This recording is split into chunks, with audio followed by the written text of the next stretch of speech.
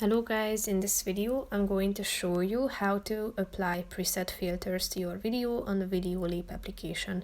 But first I just want to mention, don't forget to subscribe to my channel because at 10,000 subscribers I am going to show you my whole YouTube revenue statistics and growth strategy, how to make money online. Now let's jump into it. First of all, open the app on your phone and click on this plus icon down below.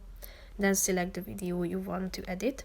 Click on the Add to Project button and then select the editing mode in the middle of the screen. Click on the Continue button and then tap on the Filters option down below, which is the fourth option. Here click on Presets on the left side, and here you can see all of the available presets. As you slide to the right side of the screen, you can check out all of them.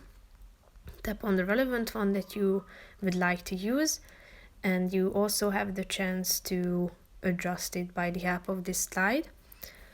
Here you can see how it looks like, and if you are satisfied with it, you can also position it within the video. As you can see, it's indicated with this pink part or slide, so feel free to